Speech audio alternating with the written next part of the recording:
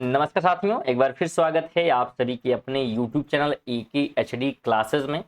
इस वीडियो में हम आरआरबी एनटीपीसी और ग्रुप डी के मॉक टेस्ट देने वाले हैं और अति महत्वपूर्ण 30 MCQ के साथ हम उपस्थित हैं, जिसमें सामान्य ज्ञान और प्लस विज्ञान के क्वेश्चन शामिल किए गए हैं, जो कि रेलवे के नए पैटर्न पर आधारित हैं और बिल्कुल संभावित प्रश्न हो सकते हैं आपकी परीक्षा के लिए। तो बिल्कुल आप लोग कंप्लीट मॉक टेस्ट जरूर दिए 30 प्रश्नों का, और ये वीडियो नंबर 35 है। इसके पहले कि अगर वीडियो आप नहीं देखे हैं तो आप चैनल पर विजिट करके प्ले लिस्ट बना हुआ सभी मॉक टेस्ट दे सकते हैं। चलिए बात करते हैं हम पहले प्रश्न की।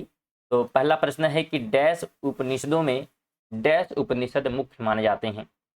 तो उपनिषदों की संख्या कितनी है पहले तो ये बताना है, और उसमें से कितने उपनिषद मुख्य माने जाते हैं उस ऑप्शन को आपको राइट चूज करना है। तो ध्यान रखें, कुल जो उपनिषदों की संख्या है 108 है, और उसमें से 11 जो उपनिषद हैं वो क्या हैं, मुख्य माने जाते हैं। तो ऑप्शन ए राइट हो जाएगा। अगला क्वेश्चन है कि किस केंद्रीय मंत्रालय के तहत नवोदय विश्वविद्यालय विद्यालय समिति और केंद्रीय विद्यालय संगठन स्वायत्त निकाय है। यह है मानव संसाधन विकास मंत्रालय के अधीन। ऑप्शन नंबर डी हो जाएगा।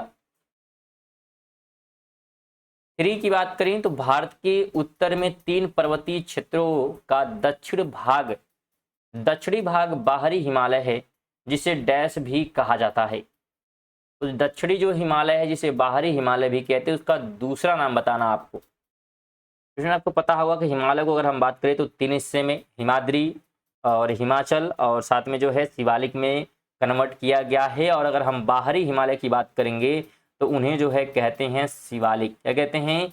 शिवालिक, जो कि साउथ में पड़ता है। अगला क्वेश्चन है कि लोदी वंश का संस्थापक था। तो अगर हम लोदी वंश के संस्थापक की बात करेंगे तो Bahlol Lodi. Option number C हो जाएगा। 5 नंबर है कि डैश में सर विलियम्स जोन्स ने एशियाटिक सोसाइटी ऑफ बंगाल की स्थापना की। तो ये स्थापना जो है कब की गई थी? तो इसकी स्थापना हुई थी 1784 में।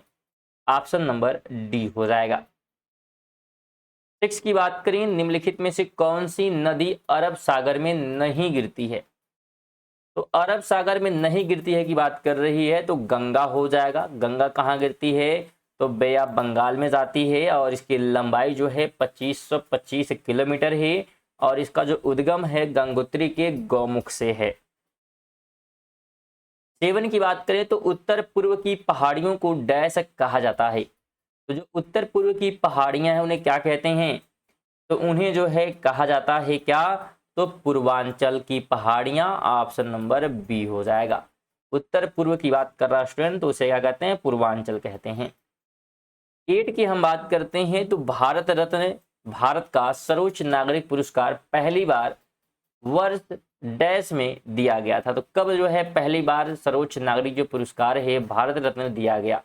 पहली बार बात कर रहा है। तो पहली बार दिया गया था 1954 में। कब दिया गया था? 1954 में। अब किसको दिया गया था?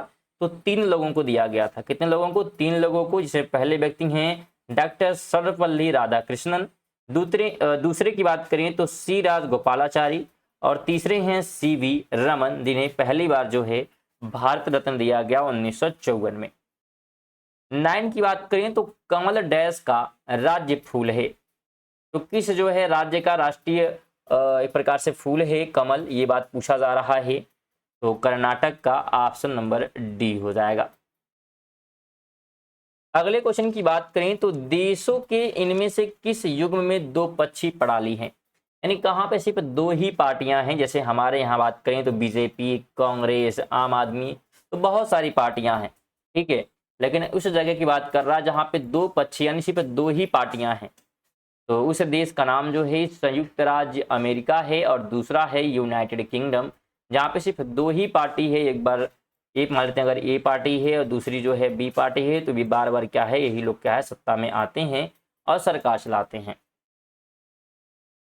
11 की बात करें तो केंद्र सरकार की आयुष्मान भारत योजना किससे संबंधित है? स्टूडेंट ये जो है जुड़ा हुआ है स्वास्थ्य से। किससे जुड़ा हुआ है? तो स्वास्थ्य से जुड़ा हुआ है। ऑप्शन डी हो जाएगा।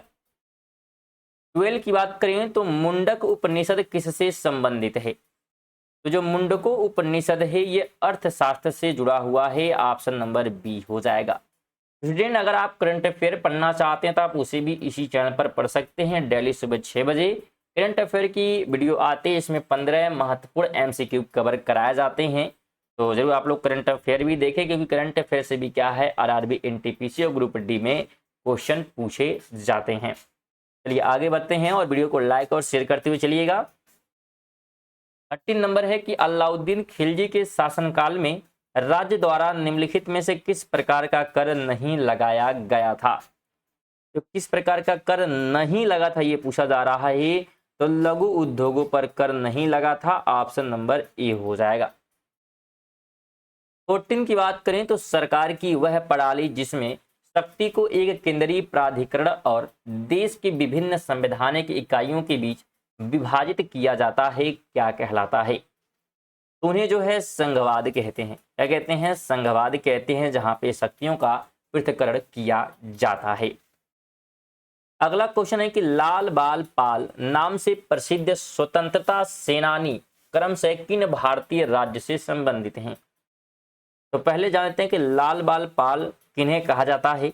तो लाल की बात करेंगे तो लाला लाजपत राय हैं, बाल की बात करेंगे तो बाल गंगाधर तिलक, और पाल की बात करेंगे तो बिपिन चंद्र पाल।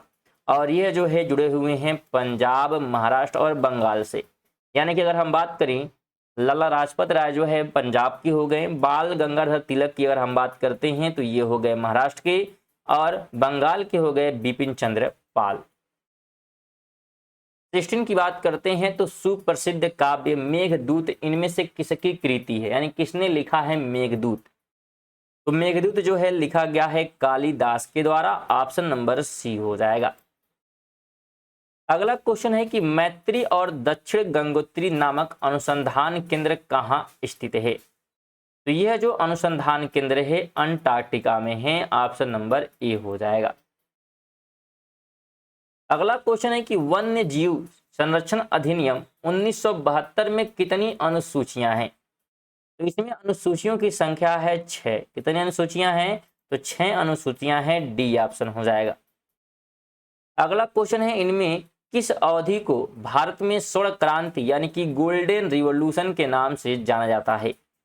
किस अवधि को जाना जाता है? तो उस अवधि का नाम जो है बिल्कुल 1991 से 2003 के बीच में जो एज रहा उसे जो है स्वर्ण क्रांति के एज के रूप में जानते हैं।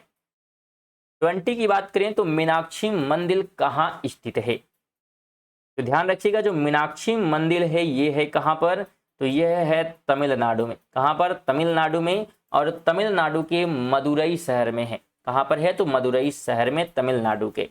लेकिन अगर आप इन जो है सभी प्रश्नों का पीडीएफ प्राप्त करना चाहती हैं तो हमारे टेलीग्राम चैनल से जुड़ सकते हैं, जिसका लिंक डिस्क्रिप्शन में है।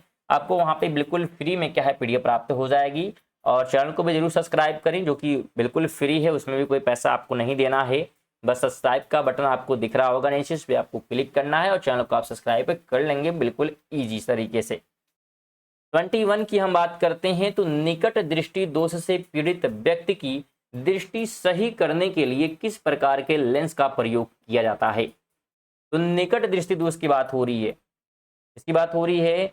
तो निकट दृष्टि दोष की अगर हम बात करते हैं तो इसके लिए प्रयोग होता है अवतल। क्या प्रयोग होता है? अवतल।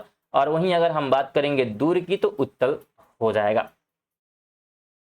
22 है कि ट्यूब लाइट के साथ प्रयुक्त चोक मूलतः क्या है?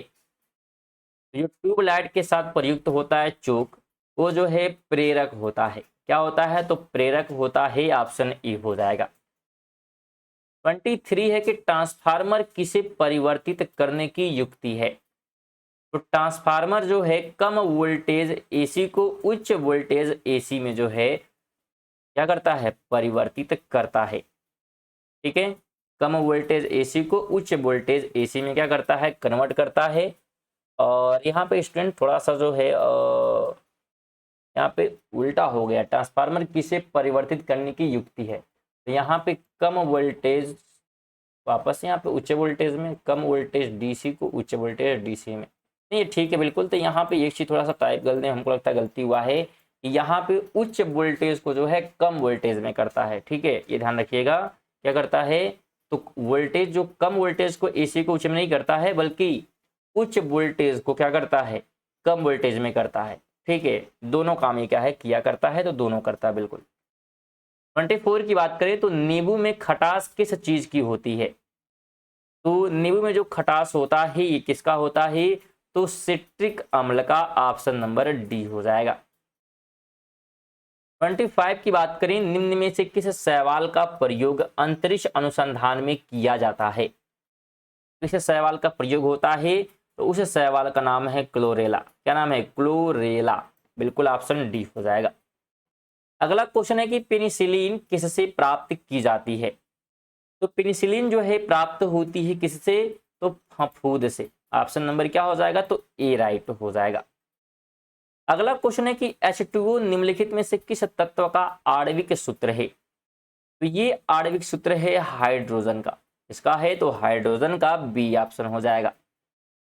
28 की बात करें तो ठोस कार्बन डाइऑक्साइड का दूसरा नाम है। तो अगर ठोस कार्बन डाइऑक्साइड है तो उसका जो दूसरा नाम होता है वो होता है शुष्क बर्फ। क्या होता है, तो शुष्क बर्फ। ऑप्शन नंबर क्या हो जाएगा, तो ए हो जाएगा।